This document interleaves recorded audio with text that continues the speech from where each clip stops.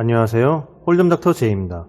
이번 시간에는 오픈 림프가 게임에 미치는 영향에 대해서 얘기해 보고자 합니다. 1, 2호 스트라이드를 파시고요. 히어로는 언더더건 포지션에서 파켓 킹을 받았습니다. 그리고 히어로는 림프를 냈고요. 미들에서 25개로 오픈 레이즈 합니다. 하이잭이 콜을 하자 스몰에 있던 플레이어가 120개로 3벳을 합니다. 히어로는 조금 생각하다가 콜을 냈고요. 나머지는 모두 폴드하며 헤즈업이 되었습니다. 플랍은 이렇게 오픈이 되었고요. 스몰은 150개로 컴뱃합니다. 스몰의 컴뱃에 히어로는 콜을 냈고요. 턴에서는 8클럽이 나왔습니다. 스몰은 150개로 더블 배럴을 이어갔고 히어로는 또 콜했습니다. 리버에서는 페이드 듀스가 나왔고 스몰이 200개를 베팅하자 히어로는 고민하다가 콜했습니다. 스몰이 에어라인을 오픈하자 히어로는 안 좋은 표정과 함께 자신의 핸드를 오픈했고 큰 팟을 쥐고 말았는데요. 이 핸드에 대해서 같이 보도록 하겠습니다. 먼저 프리플랍으로 가보겠습니다. 스택은 대충 정리했습니다. 프리플랍의 히어로는 언더더건 포지션에서 파켓 킹을 받았습니다. 그리고 오픈 림프 했죠. 게임을 하시다 보면 얼리 포지션에서 파켓 킹이나 에어라인과 같은 핸드로 오픈 림프를 하고 뒤에서 누군가가 배팅해주기를 기대하는 플레이를 하는 것을 종종 볼 수 있습니다.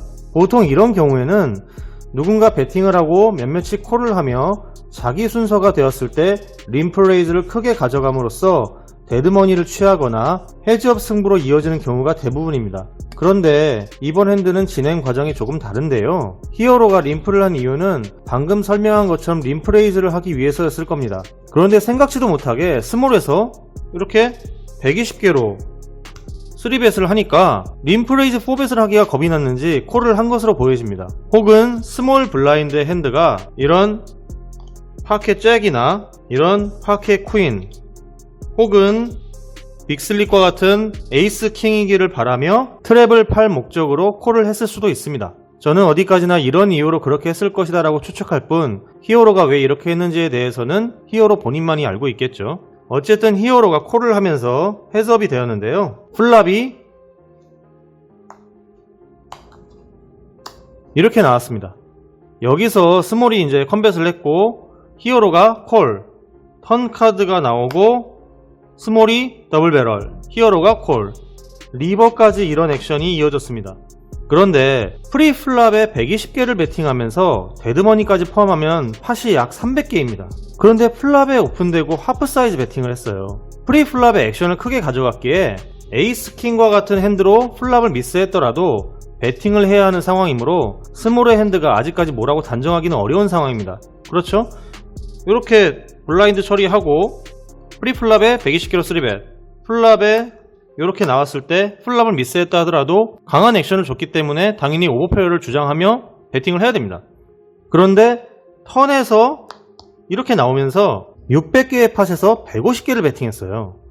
지금의 이 150개 배팅은 스몰이 보드를 미스해서 하는 배팅이라고 생각하기는 어렵습니다. 왜냐하면 이미 플랍에서 충분히 액션을 줌으로써 히어로의 핸드에 대해서 물어봤어요. 그런데 히어로가 계속해서 콜을 했기 때문에 만약 플랍을 미스했다면 어지간히 어그레션이 강한 플레이어가 아니라면 턴에서는 일반적으로 체크를 할 것입니다. 그것이 아니라면 턴에서 이렇게 약한 배팅이 아닌 강한 액션을 해서 폴드를 시키려고 했겠죠. 하지만 턴에서는 팟의 4분의 1 사이즈의 배팅을 함으로써 히어로의 콜을 유도하는 전략으로 보는 것이 좀 더 합리적인 접근법입니다. 때로는 이런 작은 사이즈의 배팅을 함으로써 상대에게 오즈를 주어 역전되는 경우가 종종 있지만 이미 프리플랍과 플랍에서 액션을 줌으로써 충분히 핸드가 강하다는 것이 어필되었습니다. 특히나 이 3 같은 것은 아무 의미가 없는 카드예요.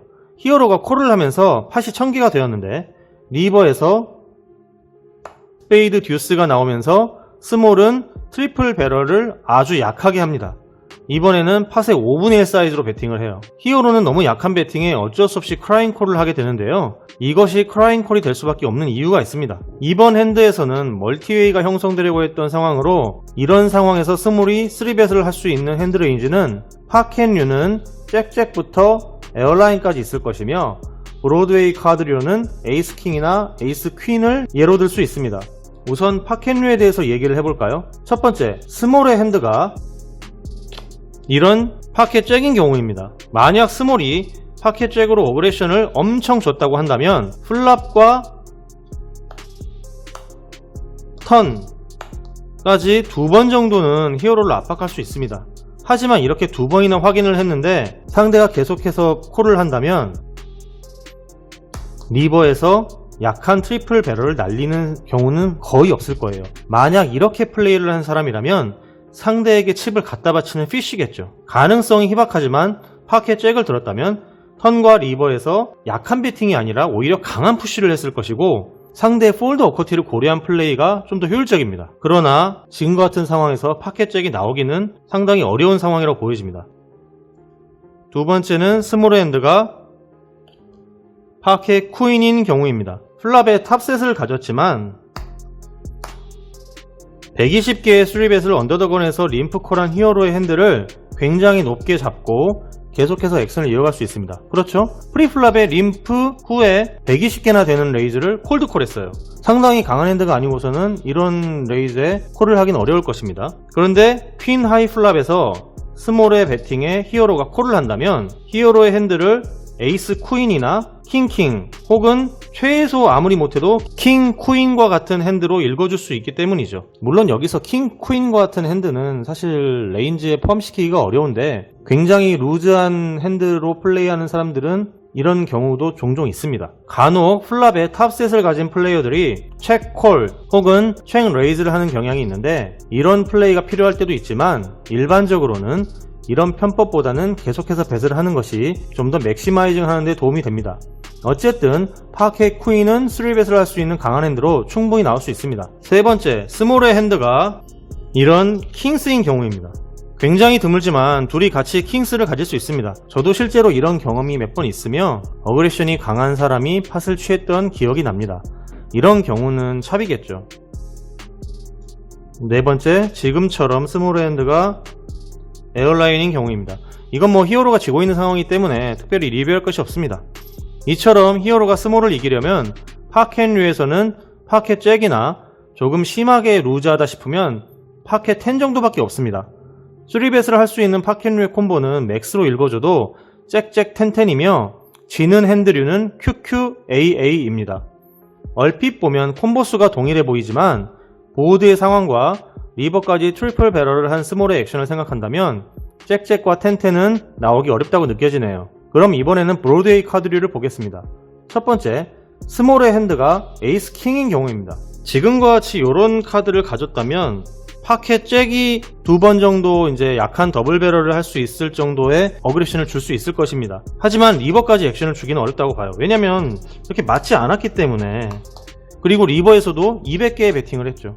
만약에 여기에서 리버까지 트리플 배럴을 날릴 거였다면 아마 리버에 올인을 할 거예요. 그런데 팟의 5분의 1밖에 안 되는 약한 사이즈로 배팅을 한다는 것은 큰 의미가 없는, 그러니까 의도를 알 수 없는 액션이라는 것이죠. 상대한테 압박도 못 느껴주고 상대가 크라잉콜을 할 수밖에 없는 그런 상황에서 자신이 이길 수 없는 핸드로 칩을 갖다 바치는 꼴밖에 안 되는 거죠. 두 번째, 스몰의 핸드가 이런 에이스 퀸인 경우입니다. 이 경우에는 히어로가 힘든 콜을 통해서 팟을 취할 수 있겠죠. 즉, 지금과 같이 여러가지 콤보의 수를 조합해 봤을 때 히어로가 이길 수 있는 콤보는 별로 없습니다. 이 상황에서 상대의 핸드가 잭잭이거나 에이스 퀸이라는 희망을 가지고 콜을 하는 것은 좋은 핸드를 포기하지 못하는 것에서 비롯된 것으로 위닝 플레이어가 되기 위해서는 상황을 잘 직시하는 관찰력이 필요합니다. 저의 이 설명이 위크한 플레이라고 하시는 분들도 계시겠지만 나라면 어떻게 할까 라는 생각을 한번 해보세요. 제가 설명한 핸드들로 대입을 해보신다면 좀 더 수긍하시지 않을까 싶습니다. 플레이에 대한 부분은 차치하고라도 히어로의 잘못된 액션에 대해서 얘기를 하자면 그것은 자신의 핸들을 오픈했다는 것입니다.